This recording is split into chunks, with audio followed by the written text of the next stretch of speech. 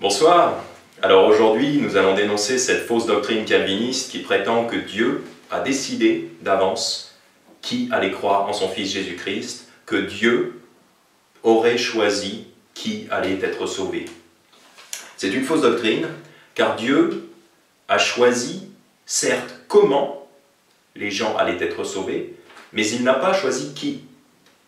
La Bible dit, Dieu veut que tous les hommes soient sauvés et qu'ils parviennent à la connaissance de la vérité. Donc la volonté divine, à la base, c'est que tous les hommes soient sauvés. Tout le monde soit sauvé. Ça, c'est ce que Dieu veut. Mais la volonté de Dieu n'arrive pas nécessairement tout le temps. Il y a un passage que les calvinistes vont essayer de tordre à leur propre destruction pour enseigner que Dieu a choisi les gens qui allaient croire en son Fils. C'est Éphésiens chapitre 1, commençant au verset 3 jusqu'au verset 5. « Béni soit le Dieu et Père de notre Seigneur Jésus-Christ, qui nous a bénis de toutes sortes de bénédictions spirituelles dans les lieux célestes en Christ, selon qu'il nous a choisis en lui, avant la fondation du monde, afin que nous soyons saints et irrépréhensibles devant lui en amour, nous ayant prédestinés à être ses enfants adoptifs par le moyen de Jésus-Christ, d'après le bon plaisir de sa volonté. » Donc, premièrement, au verset 4, il est dit « Selon qu'il nous a choisis en lui avant la fondation du monde. » Donc les calvinistes vont dire « Voyez, il nous a choisis avant la fondation du monde. » Mais ça ne veut pas dire que Dieu a choisi individuellement telle ou telle personne, que telle ou telle personne allait croire en Jésus-Christ et être sauvée. Parce qu'il faut bien lire avec attention, il est dit « Il nous a choisis en lui. » Donc en fait, il y a Jésus-Christ, lui c'est l'élu, et Dieu a choisi que en Jésus-Christ, les gens iraient au ciel. Donc Dieu a choisi que Jésus-Christ irait au ciel et que les gens qui sont en Jésus-Christ iraient au ciel. Donc c'est comme si vous aviez un vaisseau, un avion ou une fusée, quelque chose, un vaisseau qui irait au ciel, qui va au ciel. Dieu a choisi que ce serait par ce moyen-là que nous irions au ciel. C'est par Jésus-Christ que nous allons au ciel. Et ensuite, c'est ceux qui sont en lui qui vont au ciel. Donc il y a Jésus-Christ, ça c'est ce qui va au ciel, et donc il faut être en lui. Donc si on est en lui, on va au ciel. Ça c'est ce que Dieu a choisi. Donc Dieu a choisi que ceux qui seraient en Jésus-Christ iraient au ciel. Mais il n'a pas choisi que telle ou telle personne serait en Jésus-Christ. Puisque Dieu veut que tous les hommes soient sauvés. Donc Dieu aurait souhaité que tous les hommes soient sauvés. Mais les hommes n'obéissent pas toujours à la volonté. D'ailleurs, très rarement, les hommes obéissent à la volonté de Dieu, y compris pour le salut. Et c'est pas... Et on fait pas semblant, Dieu ne fait pas semblant comme si il ferait semblant de dire qu'il laissait à tout le monde la possibilité de venir en Jésus-Christ, mais qu'en fait, il aurait choisi secrètement certaines personnes. Ça, ce serait un Dieu pervers, mais Dieu n'est pas comme ça, Dieu ne fait pas semblant.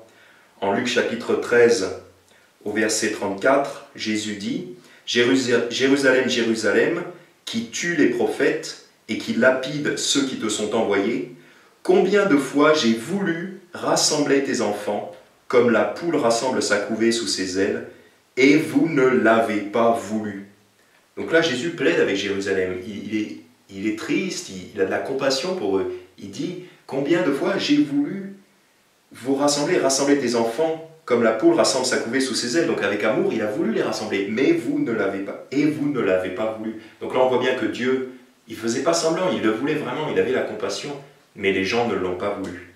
Et c'est pareil pour sauver les perdus, Dieu veut sauver tous les perdus, mais il ne les force pas, et les gens, la plupart des gens ne le veulent pas. Donc pour en revenir à notre passage, donc c'est ça que ça veut dire, donc en Éphésiens chapitre 1 verset 4, quand la Bible dit « selon qu'il nous a choisis en lui, avant la fondation du monde », ça ne veut pas dire qu'il a choisi les individus, mais ça veut dire qu'il a choisi ceux qui croiraient en Jésus-Christ. Donc maintenant, c'est à l'individu de croire en Jésus-Christ. Et quand on croit en Jésus-Christ, Dieu a choisi ce moyen-là pour nous donner la vie éternelle et nous emmener au ciel. Donc on va continuer à lire le passage. « Selon qu'il nous a choisis en lui, avant la fondation du monde, afin que nous soyons saints et irrépréhensibles devant lui en amour, nous ayant prédestinés à être ses enfants adoptifs par le moyen de Jésus-Christ, Donc là, pareil, il dit la même chose, un peu la même chose finalement d'une manière un petit peu différente. Nous ayant prédestinés à être ses enfants adoptifs par le moyen de Jésus-Christ. Donc c'est-à-dire que par le moyen de Jésus-Christ, Dieu avait décidé que nous serions ses enfants adoptifs. Donc il a décidé que les gens deviendraient ses enfants adoptifs par le moyen de Jésus-Christ. Mais ça ne veut pas dire qu'il avait, quand la Bible dit prédestiné, ça ne veut pas dire qu'il avait choisi telle ou telle personne pour être son enfant adoptif. Non, ça veut dire que par le moyen de Jésus-Christ, il avait prédestiné, c'est-à-dire il avait prévu que les gens deviennent ses enfants adoptifs. Et on en a l'explication en 1 Pierre chapitre 1 verset 2, quand Dieu nous parle donc des frères et sœurs, des gens qui sont sauvés, il nous dit « élus », donc ça c'est nous, les croyants, « élus, selon la prescience de Dieu, le Père, par la sanctification de l'Esprit ». Donc nous sommes élus, c'est-à-dire choisis, selon la prescience de Dieu. Ça veut dire, la prescience, ça veut dire qu'il le savait d'avance. Ça ne veut pas dire qu'il l'avait décidé d'avance, ça veut dire qu'il le savait d'avance. Il savait d'avance qui allait croire en son Fils Jésus-Christ, parce que science, ça veut dire savoir, pré, ça veut dire avant, donc préscience, ça veut dire qu'il le savait avant. Donc il nous a choisis selon la prescience de Dieu, donc, c'est-à-dire selon qu'il le savait avant, Dieu le Père, par la sanctification de l'Esprit. Donc en fait, on est élu par la sanctification de l'Esprit, on est choisi par la sanctification de l'Esprit, c'est-à-dire par la foi en Jésus-Christ. On est sanctifié, notre esprit est sanctifié quand on met sa foi en Jésus-Christ. Et c'est comme ça qu'on est élu, c'est comme ça qu'on est choisi. C'est pas qu'il nous a choisis avant, mais il a choisi que ce serait par la sanctification de l'Esprit que nous serions sauvés, que nous serions élus. Il a choisi ça. Puisque Dieu est l'alpha et l'oméga. Et ça, c'est la puissance de Dieu, c'est ça qu'on doit respecter et qu'on peut difficilement comprendre ici-bas, c'est que Dieu connaissait la fin dès le commencement. Il est en dehors du temps, il est l'éternel. Donc il savait qui allait être sauvé. Mais ça ne veut pas dire qu'il l'avait décidé. C'est comme si vous êtes quelqu'un en train de... Vous enregistrez, par exemple, vous enregistrez un combat de boxe à la télévision, vous l'enregistrez sur une cassette vidéo. Et après, vous invitez un copain pour regarder le combat, vous mettez ça, et vous dites, voilà, c'est un tel qui va gagner. Donc le match se déroule et tout, et un tel gagne. Puisque vous savez, vous l'avez déjà vu, vous l'avez enregistré. Et votre copain, il est là, il vous dit, oh, waouh, ça alors, t'es trop fort, t'as influencé le résultat du match. T'as fait en sorte qu'il gagne. Non, pas du tout. C'est pas moi qui ai fait en sorte qu'il gagne. Mais simplement, je savais ce qui allait se passer, puisque je connaissais la fin avant même le commencement, puisque je l'avais vu se dérouler avant, j'avais juste enregistré le match. Donc je savais ce qui allait arriver. Mais ça ne veut pas dire que j'ai influencé le résultat du match. Et pour Dieu, c'est pareil, il est l'éternel, donc il sait qui va être sauvé, il le sait déjà. Mais ça ne veut pas dire qu'il va souffler pour influencer et pour choisir d'amener un tel et de sauver un tel. Non, ça c'est faux, ce serait un pervers. Ce serait comme si moi, dans ce match de boxe, je soudoyais l'arbitre afin d'avoir le résultat voulu. Ce serait pervers, ce serait criminel. Et si Dieu avait choisi qui allait croire en son Fils et qui allait être damné, ça aurait été pervers et criminel. Mais Dieu n'est pas comme ça. Dieu a vu, Dieu savait, mais Dieu n'a pas choisi d'avance qui allait être sauvé. Ce serait très maléfique s'il l'avait fait.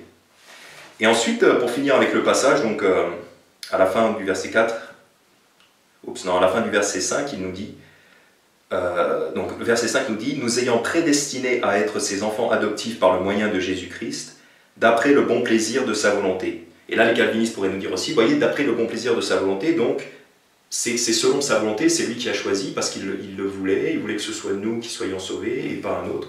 Non, ça veut juste dire, d'après le bon plaisir de sa volonté, ça veut dire que les choses se déroulent, le plan du salut est selon la volonté de Dieu. Donc il y a une seule manière d'être sauvé, il y a une manière d'être sauvé, une seule.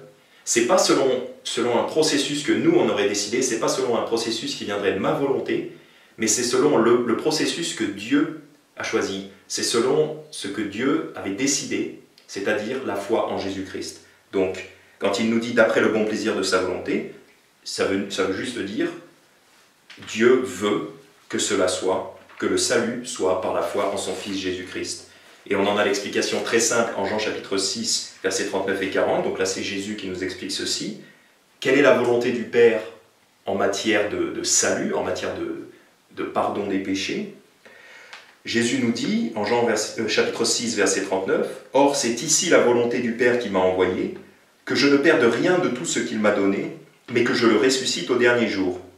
C'est ici la volonté de celui qui m'a envoyé, que quiconque contemple le Fils et croit en lui ait la vie éternelle, et je le ressusciterai au dernier jour. » Donc là, il est très clair, il nous dit, la volonté de celui qui m'a envoyé, c'est que quiconque contemple le Fils, donc quiconque, c'est-à-dire n'importe qui, contemple le Fils et croit en lui,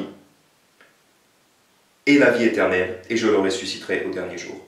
Donc ça ne veut pas dire que sa volonté, c'est qu'un tel soit sauvé, un tel aille en enfer, non, c'est faux. Ça veut dire que sa volonté, c'est qu'on aille au ciel par la foi en Jésus-Christ, en le contemplant et en croyant en lui par la foi.